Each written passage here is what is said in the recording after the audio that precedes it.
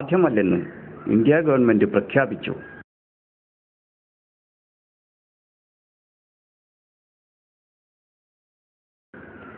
French ഭരണത്തിന്റെ ഭാവി നിർണയിക്കാൻ ജനഹിത പരിശോധനയ്ക്ക് ഗവൺമെന്റ് സമ്മതിച്ചിരിക്കുകയാണ്.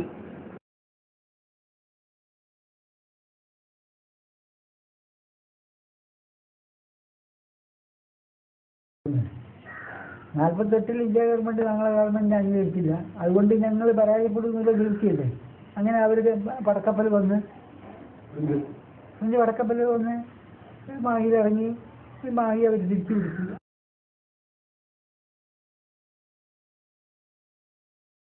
കപ്പൽ വന്നാൽ പിടുത്തം കൊടുക്കരുത്. മഡഗസ്കറിൽ കൊണ്ടുപോയി ഇവിടുന്ന് ഒരു കപ്പലിൽ പ്രവർത്തകന്മാരെ കൊണ്ടുപോയിട്ട് കരുതി വേണ്ടി കഴിഞ്ഞൊന്നും കണ്ടിട്ടില്ല.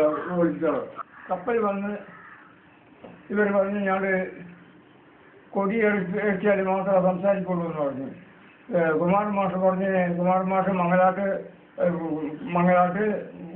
പാർലമെന്റ് കുമാരൻ ഇതെല്ലാം പറഞ്ഞ് പി കെ രാമൻ, അന്ന് പി കെ രാമൻ സോഷ്യലിസ്റ്റ് പാർട്ടിയാണ്, പി കെ രാമൻ എല്ലാം പറഞ്ഞ് ഞങ്ങൾ കാറ്റിയ കൊടി കാറ്റ് ഇറക്കില്ലാന്ന് പറഞ്ഞു.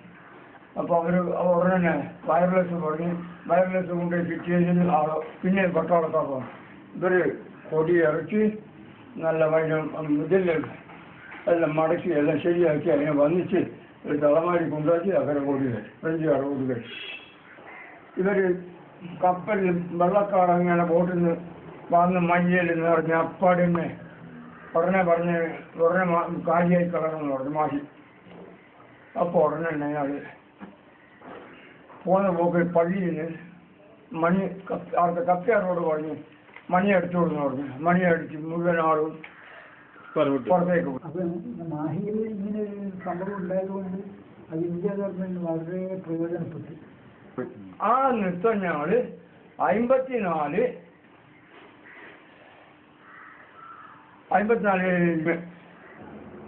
മയ്യഴിയിലെ ദേശീയവാദികൾ മുഴുവനും മയ്യഴിക്ക് പുറത്തായി.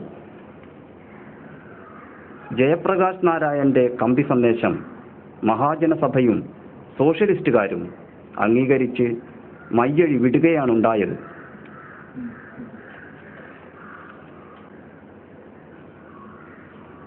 മയ്യഴി തിരിച്ചു പിടിക്കാൻ ഫ്രഞ്ച് പട്ടാളം കപ്പലിൽ വന്നിറങ്ങി. ഒരാഴ്ചക്കാലം നിലനിന്ന ഡിഫൻസ് കൗൺസിലിന്റെ ഭരണം അവസാനിച്ചു.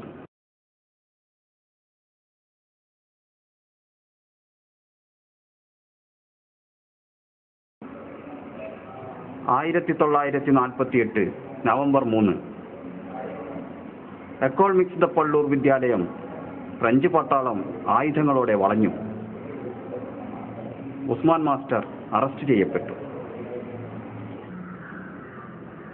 കയ്യിൽ വിലങ്ങിട്ട് ഇന്ത്യൻ പ്രദേശത്ത് കൂടെ ഉസ്മാനെ മയ്യഴി ജയിലിലേക്ക് നടത്തിച്ചു കൊണ്ടുപോയി. ഉസ്മാന്റെ അറസ്റ്റിന് പിന്നാലെ പലരെയും അറസ്റ്റ് ചെയ്തു. ഉസ്മാൻ മാസ്റ്റർ കണ്ണിൽ ഒരു കരടായിരുന്നു. ഇവരെല്ലാം ചോദ്യം ചെയ്തിരുന്നു. ഈ വർഗത്തിന് അങ്ങനെ ഒരു ദോഷമുണ്ട്, ഇവരെ ചോദ്യം ചെയ്യുന്ന ആളാണ് ഹത്യാളി.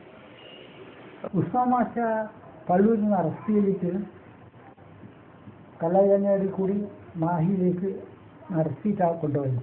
മാഹി കോടതിയിലേക്ക് എന്ന് പറഞ്ഞാൽ യൂണിയൻ കൂടി ഇന്ത്യയുടെ പ്രദേശത്ത് കൂടിയാണ് ഫ്രഞ്ച് പട്ടാളക്കാരെ മാസ്റ്റർ അറസ്റ്റ് ചെയ്തിട്ട് കൊണ്ടുപോകുന്നത്. ഒരു പിരീഡ് മാത്രമേ ഹിന്ദി എടുക്കൂ. അങ്ങനെ ഹിന്ദി എടുക്കുന്ന ക്ലാസ് എടുത്തുകൊണ്ടേ ഇരിക്കുന്ന സമയത്താണ് ഒരു പോലീസുകാരൻ വന്നിട്ട് പിന്നെ മാഷ് ഇങ്ങനെ വിളിക്കുന്നുണ്ട് എന്ന് പറഞ്ഞു. അങ്ങനെ മാഷ് പാടെടുത്ത് ബുക്കും കയ്യിലുണ്ട്, ഹിന്ദി ബുക്കും കയ്യിലുണ്ട്. അങ്ങനെ പുറത്തിറങ്ങിയ സമയത്ത് ഇറങ്ങിയ പാട് തന്നെ സിപ്പായികൾ ഓടുന്ന ഒച്ച നമ്മൾ കേൾക്കുന്നത്. സ്കൂളിൽ പറഞ്ഞ് അങ്ങനെ ചെന്ന് നോക്കാം മാഷ പിടിച്ചിട്ട് കൊണ്ടുപോകുന്നുണ്ട്. മാഷ് ആദ്യം അറസ്റ്റ് ചെയ്തിന് എന്നെ നവംബർ 13 എൻ്റെ അറസ്റ്റ്. അവിടെയുള്ള ഇരിക്കുന്ന ആളുകൾക്ക് ഉറുദു പഠിപ്പിക്കാനായിട്ടുള്ള ഇരിക്കുന്ന ശ്രമം നടത്തിയിരുന്നു. കുറേ ആൾക്കാർക്കെല്ലാം അതിൻ്റെ ലിപികളും ഉച്ചാരണ എല്ലാം അവിടെ വെച്ചിട്ട് നമ്മോട്ട് പരിശീലിപ്പിച്ചു. ഞാനും അവിടെ പഠിച്ചതാണ്. പൾവൂരിൽ വെച്ചിട്ടും ജയിലിൽ വെച്ചിട്ടും മർദ്ദിച്ചിട്ടുണ്ട് അയാളെ.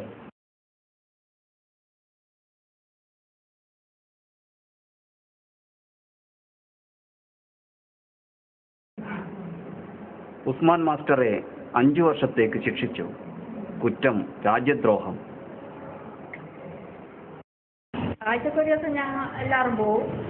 പിന്നെ 1-ാം തീയതി അല്ല, ആഴ്ചക്കൊരു ദിവസം നെയ്ച്ചോറ്, ഇടയ്ക്ക് നെയ്ച്ചോറും വെച്ചിട്ട് കൊണ്ടുകൊടുക്കും. പഴം, പിന്നെ നാളെ അവിലിടിച്ചിട്ടാണ് കൊണ്ടുപോകുന്നത്. പേപ്പറും ഈ ഒരാഴ്ചൻ്റെ പേപ്പറെല്ലാം എടുത്തിട്ട് ഓരോ സാധനങ്ങൾ ചുറ്റിയിട്ട് കെട്ടിയിട്ടാണ് കൊണ്ട് കൊടുക്കുക. അവിടുന്ന് ഉള്ളിൽ നിന്ന് എല്ലാവരും പഠിപ്പിച്ചിട്ടുണ്ട്, ഹിന്ദിയും മലയാളവും എല്ലാം. കുറേ പഠിപ്പിച്ചിട്ടുണ്ട്. എല്ലാവരും ശരിക്കും ഹിന്ദി ഇംഗ്ലീഷ് എല്ലാം പഠിച്ചിട്ടുണ്ട്. ഡിക്ഷണറി എല്ലാം കൊണ്ടുപോയിട്ട് 1954 വരെ മയ്യഴിക്കുള്ളിൽ കാര്യമായ സമരപരിപാടികളൊന്നും നടന്നില്ല. മയ്യഴിയിൽ ഫ്രഞ്ച് പോലീസും ഗുണ്ടകളും അഴിഞ്ഞാടി. പോണ്ടിച്ചേരിയിലും കാരയ്ക്കലും യാനത്തും ഫ്രഞ്ച് വിരുദ്ധ സമരങ്ങൾ ശക്തി പ്രാപിച്ചു. 1950 കമ്മ്യൂണിസ്റ്റ് നിരോധം പിൻവലിക്കപ്പെട്ടതോടെ മയ്യഴിയിലെ കമ്മ്യൂണിസ്റ്റുകാർ നയത്തിൽ മാറ്റം വരുത്തി. 1953 ഇന്ത്യ ഗവൺമെന്റിന്റെ നയത്തിലും മാറ്റം വന്നു. 1953 തർക്കസ്ഥലമായിരുന്ന ഫ്രഞ്ച് പെട്ടിപ്പാലം ഇന്ത്യൻ പോലീസിന്റെ കയ്യിലായി. 1954 ജൂൺ 5 റെയിൽവേ പാലം റോഡ് ഗതാഗതത്തിനായി സജ്ജമാക്കി. ഇത് ഫ്രഞ്ചുകാർക്ക് ചുങ്കവരുമാനം ഇല്ലാതാക്കി. ഉപരോധം ഇതോടെ ശക്തമായി. മയ്യഴി സ്പർശിക്കാതെ ഇന്ത്യൻ പ്രദേശങ്ങളിലേക്ക് കടന്നുപോകാമെന്നത് ഫ്രഞ്ചുകാരെ ശ്വാസം മുട്ടിച്ചു. 1953 നവംബർ 3 5 വർഷത്തെ ജയിൽവാസം കഴിഞ്ഞ് ഉസ്മാൻ മാസ്റ്റർ മോചിതനായി.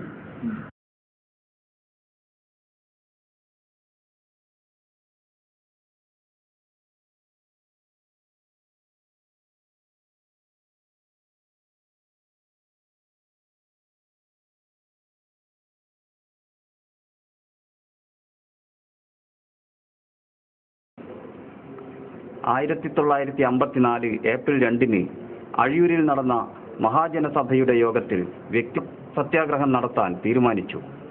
അന്തിമ സമരത്തിന്റെ പ്രാരംഭ സമരമായിരുന്നു അത്. 2 പേർ വീതം മൂപ്പന്റെ ബംഗ്ലാവിലേക്ക് മാർച്ച് ചെയ്യുക.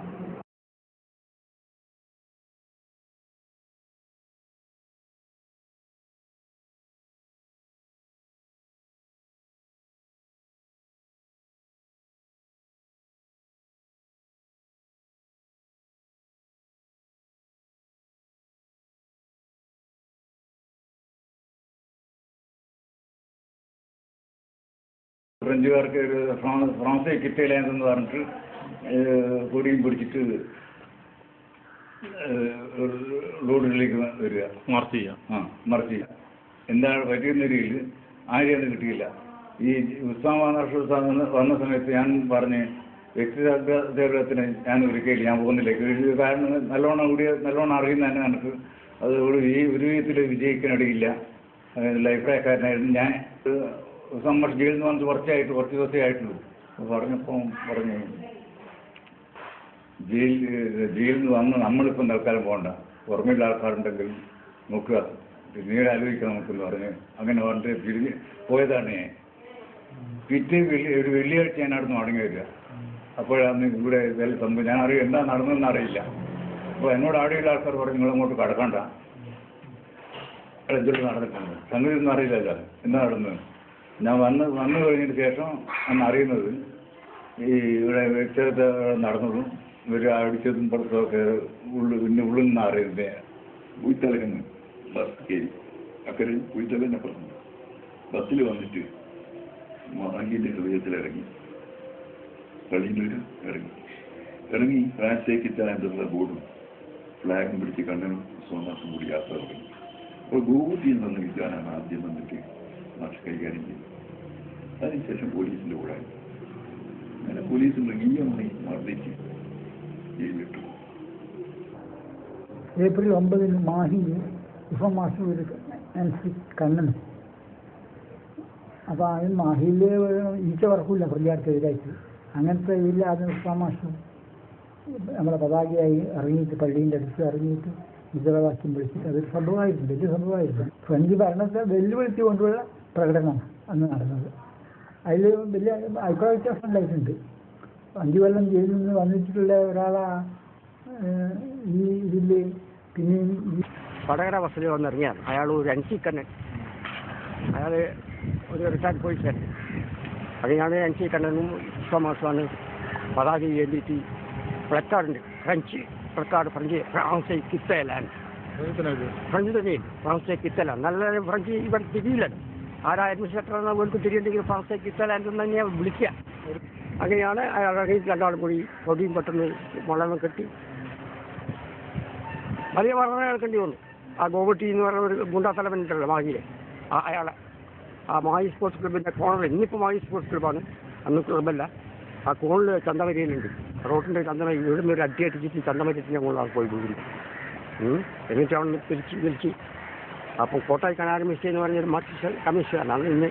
അന്ന് മാർക്സിസ്റ്റല്ല, കമ്മ്യൂണിസ്റ്റുകാരനാണ്, ഇന്ന് മാർക്സിസ്റ്റുകാരനാണ്. അയാളാണ് ധീരമായിട്ട് ഇവരോട് രണ്ടാളോട് വേറൊരു പുത്തൻ K. കുമാരൻ എന്ന് പറയുന്നുണ്ട്, അയാളോടും വീരാളുണ്ട്, നിങ്ങളാടാ പോലീസല്ല ഇവിടെ ഇല്ലേ, ഒരു പിടിച്ച് കൊണ്ടുപോയില്ലേ, നിങ്ങളെന്തിനെ അടിച്ചതിന് കുത്തുതന്നെ പോന്നു, നീ പോടാന്ന് അയാളോട്. അയാൾ മാത്രം ഒരൊറ്റൊരാളാണ് ഇതിന് ഇയാൾക്ക് അനുകൂലമായിട്ട് വർത്താൻ പറഞ്ഞു. തോമാസ് ആദ്യം അടിച്ചത് ഫ്രഞ്ചുകാരൻ്റെ പോലീസല്ല, ഫ്രഞ്ചുകാരൻ്റെ നടയി പുരുഷൻ്റെയും വേറെ ചക്രവാണി വക്കീലിൻ്റെയും ഇവരൊക്കെ സഹദേവ വക്കീലിൻ്റെയും ഫ്രഞ്ചുകാരൻ്റെ ഏജന്റുമാരുടെ എത്തിപ്പട്ടികളാണ് ആദ്യം അടിച്ച് വീഴ്ചതാണ്. പിന്നെ പോലീസ് വരുത്തി കൊണ്ടുപോയി. അപ്പോൾ ഒരു ശബ്ദം കേട്ടു. ആ ശബ്ദം എന്താണെന്നുള്ളത് ചോദിച്ചപ്പോൾ പറഞ്ഞു, ഒരിക്കുമ്പോൾ ഉസ്മാൻ മാസ്റ്ററെ എടുത്തിട്ട്. അപ്പോൾ എല്ലാവർക്കും പരിഭ്രമായി, പേര് കൊടുത്ത ആളെ മുഴുവൻ മുങ്ങി. അപ്പോഴാണ് ഒരു കിംബദന്തി പൊന്തിയ, ഉസ്മാൻ മാസ്റ്റർ മരിച്ചു, അദ്ദേഹത്തെ ചാക്ക് കെട്ടിയിട്ട് കല്ല് കെട്ടി പുറകെ താത്തിയിരിക്കുന്ന ഒരു ശബ്ദവും കേട്ടിരിക്കുന്നത്, വലിയ ശബ്ദം കണക്കരുത്. അപ്പോൾ ഇത് രണ്ടും സംസാരവും ഈ ശബ്ദവും കേട്ടപ്പോൾ കുട്ടി വായിച്ചു.